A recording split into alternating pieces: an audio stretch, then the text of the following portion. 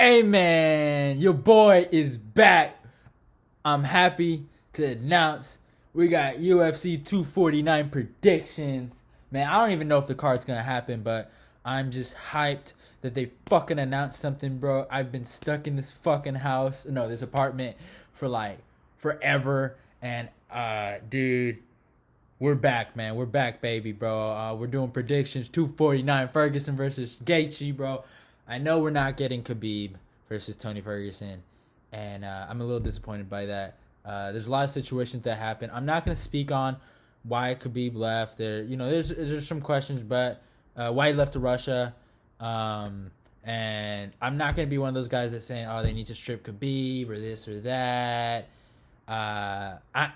I'm not in, like, if I was in Tony Ferguson's camp, I don't think I would have accepted this fight. But this is a fight for the fans.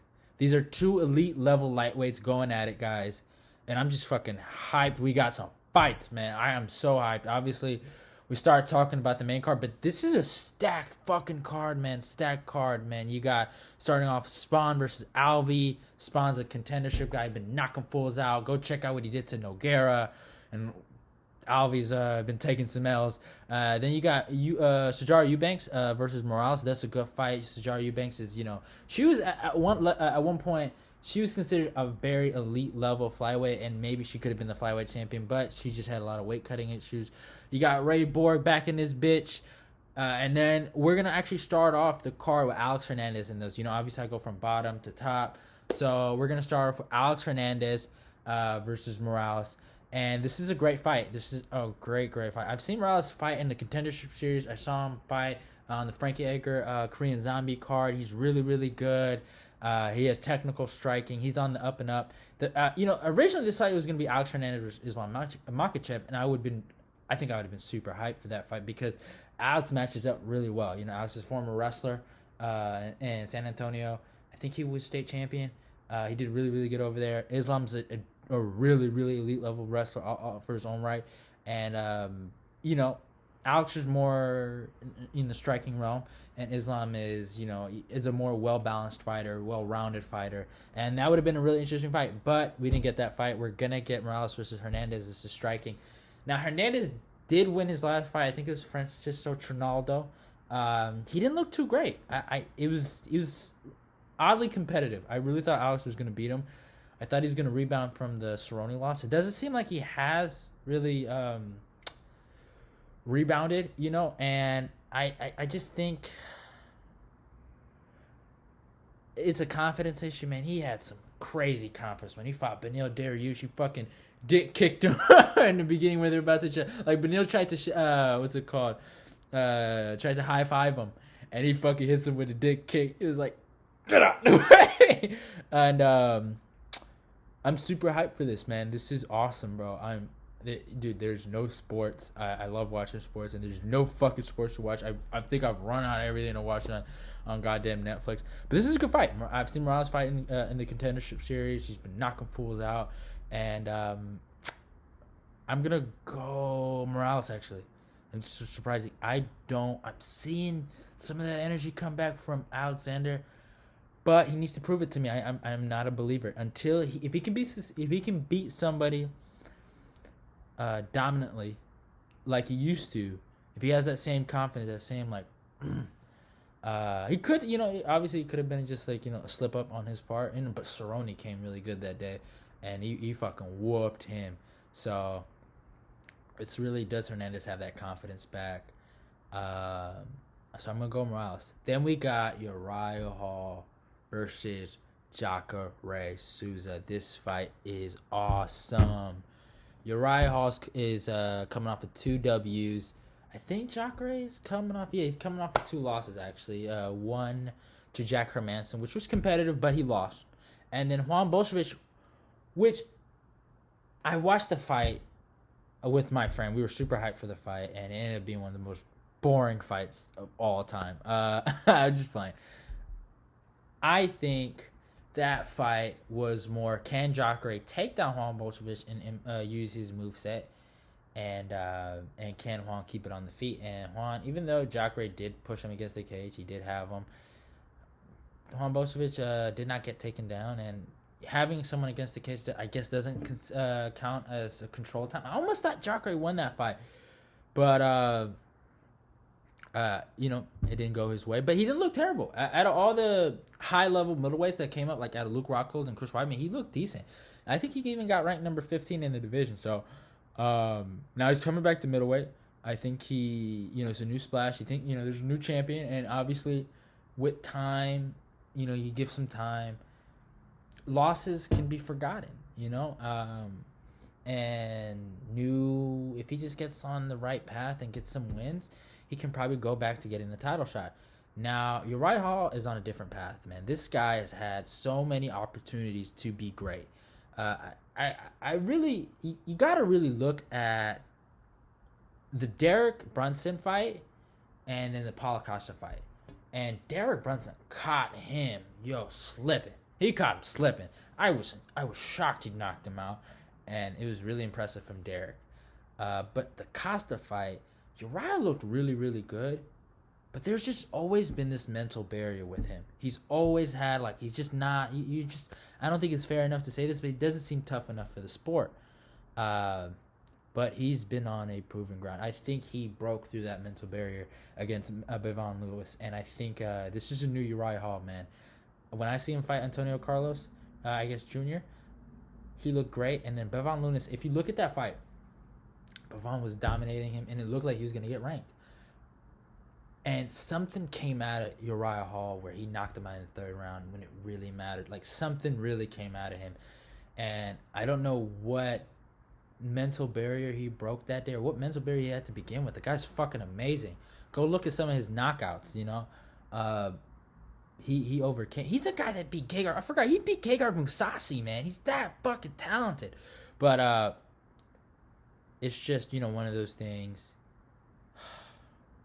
he's always had to overcome. But I think now, Israel Adesanya being champion is kind of motivating him. I think to rise to the challenge. I think he really wants to fight Izzy. He has a teammate that's already fought him in Kelvin Gastelum, so he can learn a lot from him. I think he matches up really well with Izzy. I think he hits harder than Izzy too. That's another thing. But obviously, that doesn't necessarily always matter. I think Uriah Hall's main objective is stop takedowns. But yeah, Jacare can strike. Look what he did to Chris Weidman. That dude, man, he sets things up with he has him, and I think Costa has some of the best body work. So if I'm Jacare and he's kind of he's struggling with takedowns, man, go to that body, man. He fucking Costa killed Uriah Hall with them body shots, man. So it's hard, man. It's gonna be hard to pick, but I'm going with Uriah Hall right now. I'm liking his energy. Jacare is a big test, though. I think it's one of his biggest tests for Uriah, but I'm going Uriah Hall. And then the next fight, dude, it's Francis motherfucking Ngannou versus Rozenstruik.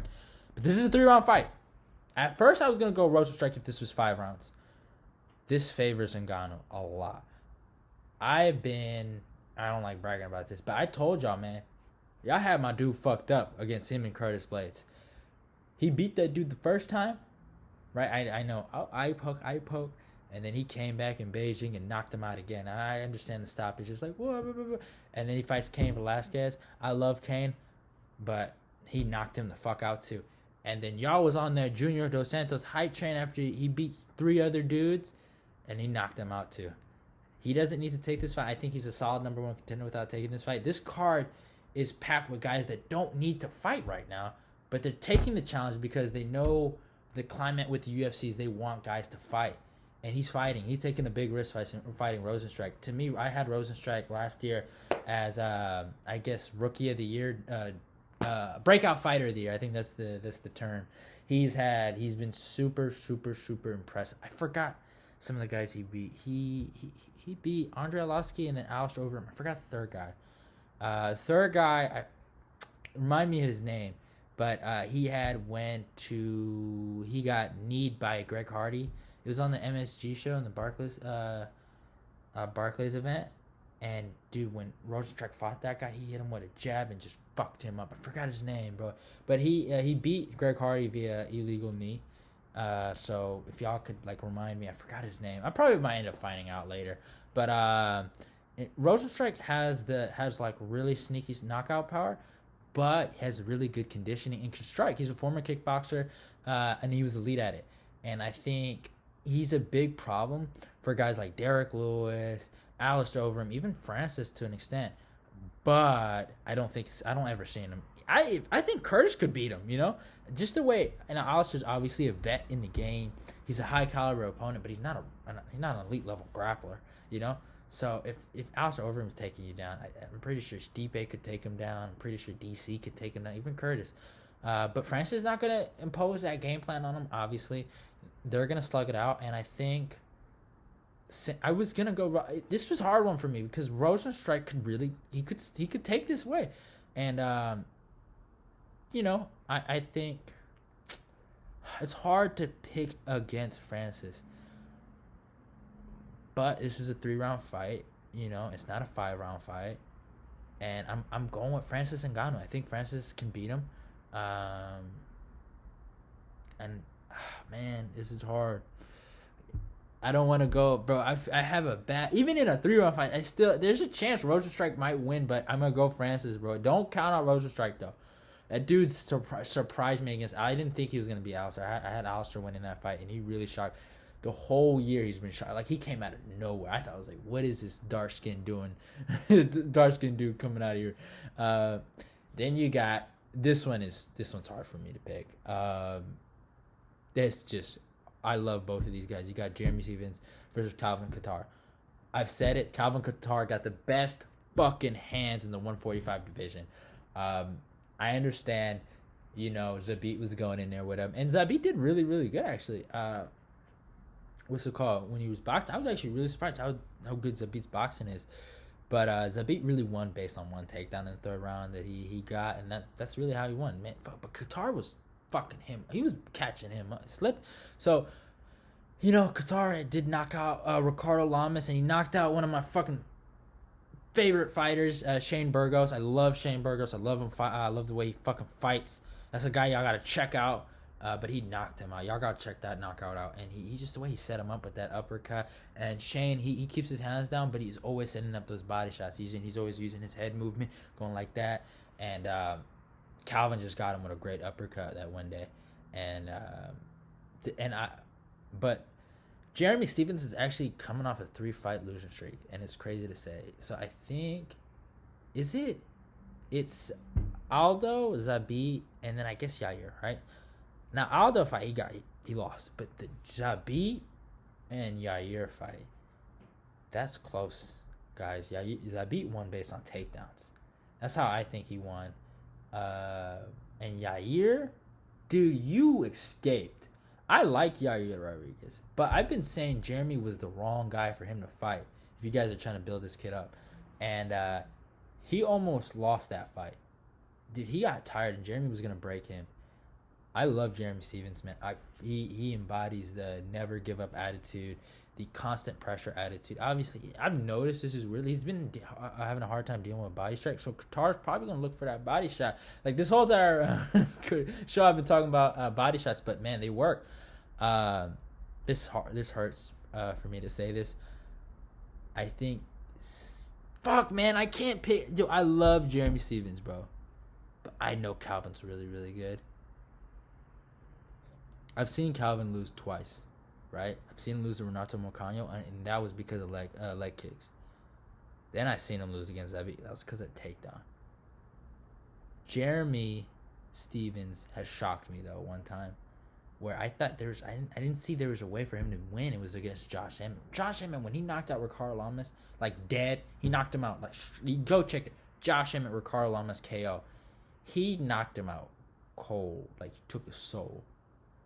And I just didn't see a way Jeremy could beat him. I seen him fight Gilbert Melendez, and I seen him fight Doi Hoi Choi before that, and I was like, he Doi Hoi Choi is wild, so he's asking to get almost knocked out, even though he could fight really better than that. I think he's almost asking to get knocked out because he's trying to knock you out, and he caught him slipping. And then Gilbert Melendez, he just chopped his fucking legs off. So for Stevens going into that fight, I didn't think Stevens could really knock Emmett out. It's possible, but I just didn't see. I thought Emmett was just the harder striker, and I think Stevens and Emmett has a really great jiu-jitsu background. I just didn't see him beating him. But when Jeremy got in there, in the Orlando arena, Jeremy had a different mentality. He's like, I'm not gonna lose this motherfucker, and he knocked him the fuck out. He broke him.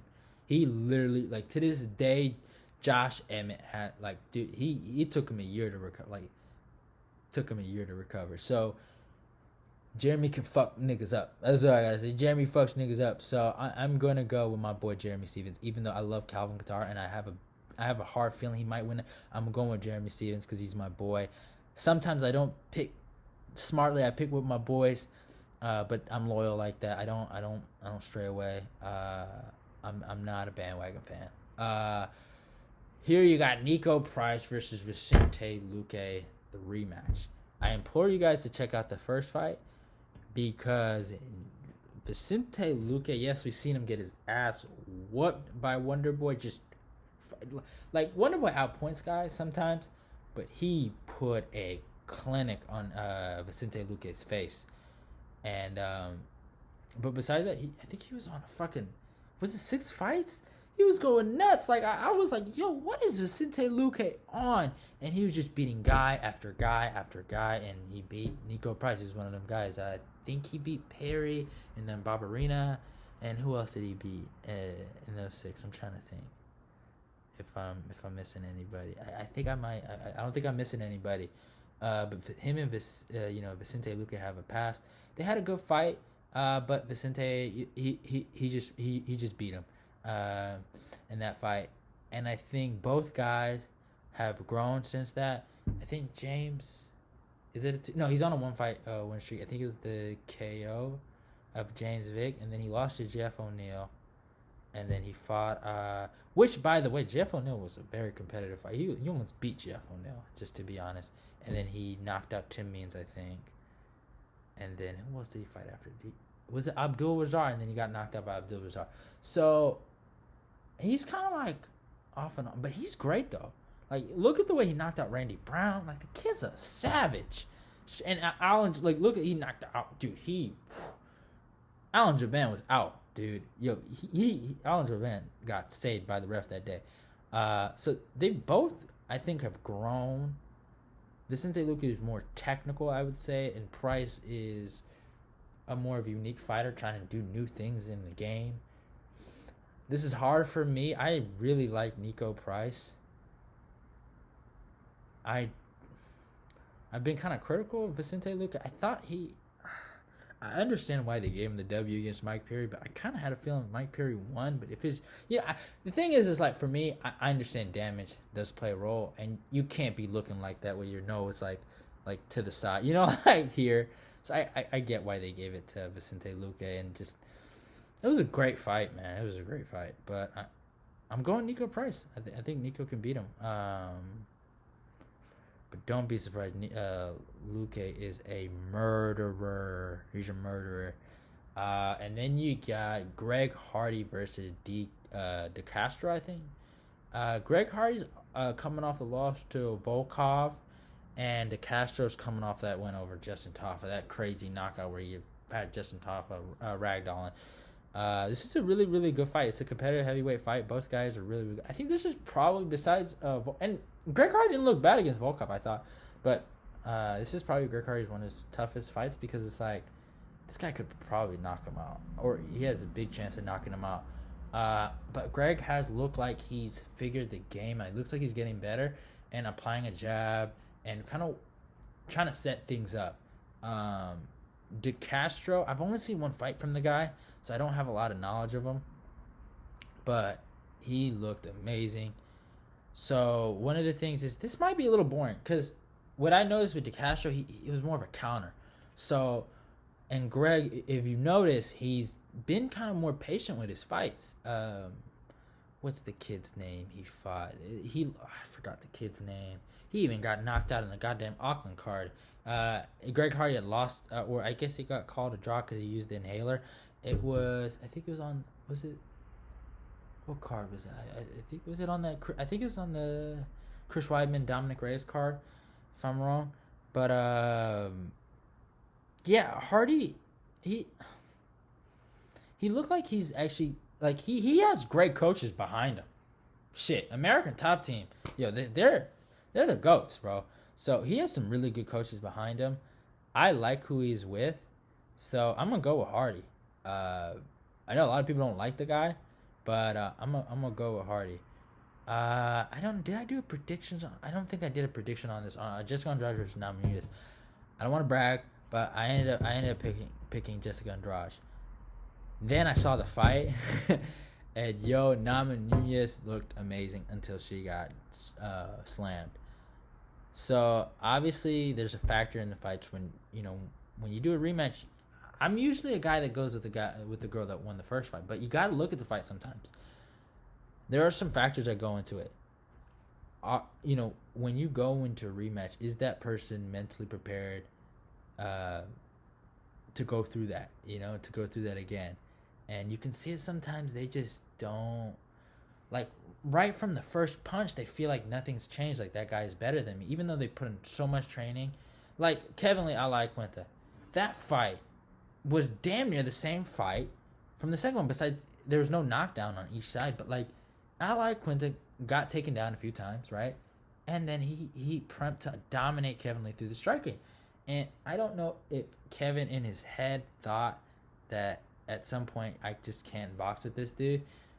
He just beat me. So I think Kevin just thought, since I stacked up on takedowns those other 3 rounds, I was gonna win the scorecards, and he just gave. He almost gave those rounds to Al, but so you see it sometimes where people don't like mentally adjust to the rematch, even though they put like tons of work. And Nam Nunez is like, I'm gonna be honest, she's not mentally like. There's some girls she shouldn't have lost to. Karolina Kowalkiewicz. You look at her. I don't like doing this to people, like being attacking people after they start losing, and it's just a form of recency bias, in my opinion, because Karolina was a title contender at one point, but there were some legitimate men. She didn't have, I think, Pat Barry in her corner at that time, so there's some mental problems she deals with. She's like, I don't want to call her mentally weak, but she deals with that, those mental barriers, and I don't know. I could see her losing again, but she shouldn't. So I'm gonna go Rose, because I think that's smart. That's the smart money, but I wouldn't be surprised. This girl has looked amazing. And I think, honestly, on her best day, she can beat Weili Zhang. And by the way, I know I was wrong on 248. I don't want to bring this up, but y'all girl got exposed. She was supposed to knock out Joanna, huh? Yeah, she ain't knock her out. But whatever, I'm not going to say nothing. I think Rose can beat Weili Zhang. I think Weili Zhang is hype. It is what it is, but,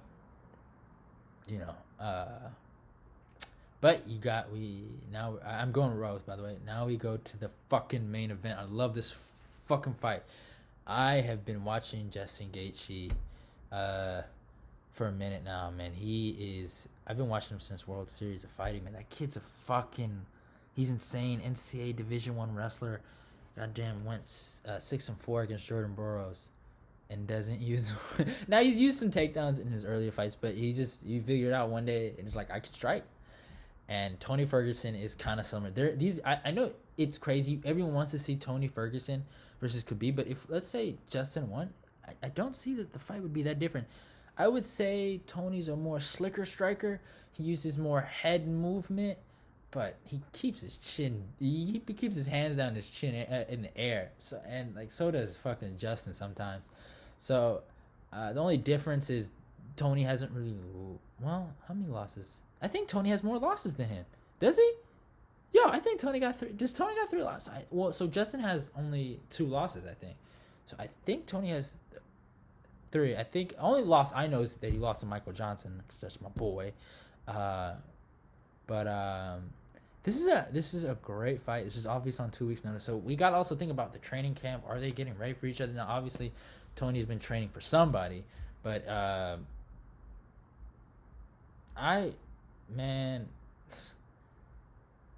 like Tony Ferguson, bro. I really do, but I've counted him out a lot of fights. I thought he was going to lose to Pettis. I thought he might lose to Cerrone. I didn't say. At least thank God I didn't say it on video, but that's what I thought. And I'm gonna count him out again. I think he's gonna get knocked out by Justin Gaethje. Man, Justin Gaethje. I don't think Justin. Yeah, he's had 3 knockout fights, and I criticize Gaethje sometimes because people are trying to say he changed. I think he's still the same. We haven't seen him in a long fight to say he changed. I think he just knocked guys the fuck out. But they fight very similar. They put a lot of pressure onto each other, guys. Justin hits harder, and I think Justin's gonna knock him out. I really do. And this was not the smart decision, but I'm telling y'all right now, if this man beats if Tony Ferguson beats Justin, this might be he's a double interim champ. He might make fucking history, but this might be one of the biggest travesties I've ever seen. Obviously the fight couldn't be made, but I guess, hey man, Khabib figured out a way to eliminate Gaethje or Tony, so it's insane. But I feel bad for him, man. I really do. I've never seen a guy get screwed. Like, he hasn't lost since Obama was fucking president, and I don't want to see him lose. I just have a bad feeling this was a mistake. He should have waited. Like, I'm happy we have a fight, so I shouldn't be too mad. But like, if I'm waiting. Like, Khabib, we can do this. We can still do this. He still has a fight.